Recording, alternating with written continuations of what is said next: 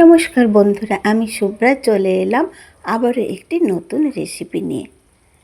পনির খেতে সবারই খুব ভালো লাগে, আর বিশেষ করে যেদিন যার বাড়িতে নিরামিষ খাওয়ার দিন হয় সেদিন কিন্তু পনির হাতের কাছে থাকলে খুব চটপট পনিরের রেসিপি বানিয়ে নেওয়া যায়, আর খেতেও বেশ ভালো লাগে। আমি কড়াতে প্রথমে দিয়েছি তেলটা গরম হতে তারপরে দিয়েছি জিরা। একটু জিরে ফোড়ন দিলে পনিরে ভালো লাগে। তার ভেতরে কিছু মটরশুঁটি দিয়ে নিয়েছি, আর জিরে আর মটরশুঁটিটা সুন্দর করে ভাজা হলো, আর তার আগে দিয়ে দিয়েছিলাম একটু গরম মশলা। তারপরে দিলাম পনির। এরকম ছোট ছোট করে টুকরো করে একটু পনির ছিল আমার বাড়িতে, আর যদি একটু পনির থেকে যায় হাতের কাছে তাহলে খুব ইজি হয়ে যায় ব্যাপারটা। তো পনিরটাকে ভালো করে নাড়াচাড়া করছি, আর তার মাঝখানে দিয়েছি আমি আদা একটু গ্রেট করে, আর টমেটো আমি গ্রেট করে দিয়েছি। সকালবেলা খুব তাড়াহুড়োর মধ্যে করতে হয়, তাই এইভাবে আমি চটপট করে নিই। দেখুন খুব সুন্দরভাবে তেলটা ছেড়ে আসছে, তার মানে আমার এই রান্নাটা হয়ে গেছে। আর কি মশলা দিয়েছি? হলুদ, জিরে, ধনে, লঙ্কা গুঁড়ো। সামান্য একটু কষানোর সময় জল দিতেই হয়, না হলে মশলাটা লেগে যাবে। সকালবেলা পনিরটা খুব তাড়াতাড়ি হয়েও যায়, এনি টাইম পনির তাড়াতাড়ি রান্না হয়ে যায়, খেতেও বেশ ভালো লাগে।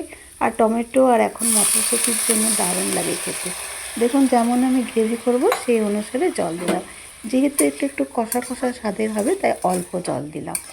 অল্প মশলায় খুব চটপট রান্না করে নিয়েছি পনিরটা, খেতে দুর্দান্ত হয়েছে। আন্দাজ মতো নুন, সামান্য একটু চিনি দিলাম, দিয়ে কিছুক্ষণের জন্য একটু ফুটতে দিলাম। একটু সময় লাগবে, 5 মিনিট মতো এটাকে একটু ফুটতে আমি সময় দেব। 5-10 মিনিট পরে এটা রেডি হয়ে যাবে।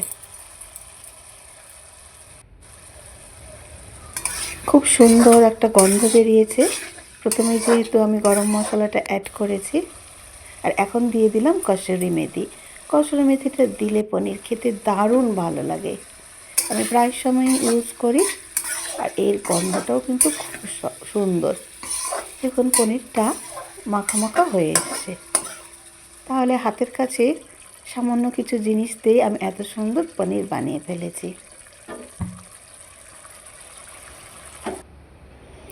দেখুন কত সুন্দর লাগছে, খেতেও এটা খুবই ভালো হয়েছিল।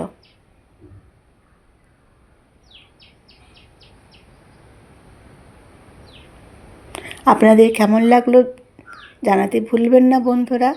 প্লিজ ভালো লাগলে আমার চ্যানেলটা Shubhra cooking and blog subscribe করবেন, পাশে থাকবেন। একটু লাইক, কমেন্ট, শেয়ার আর সাবস্ক্রাইব করতে ভুলবেন না।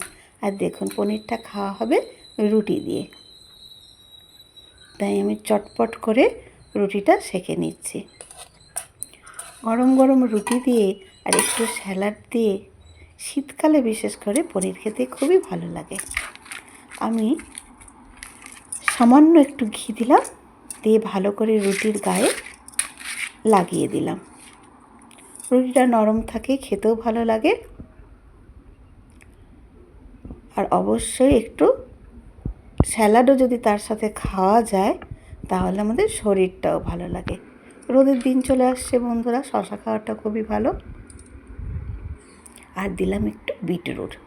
সকালবেলা বিটরুট যেহেতু রান্না করতে পারলাম না, তাই একটু স্যালাড হিসেবে দিলাম। আর এই পনির, এই হয়েছে আমার সকালবেলার ব্রেকফাস্ট বা জলখাবার। আপনাদের কেমন লাগলো বন্ধুরা জানাবেন। আজ তবে আসি।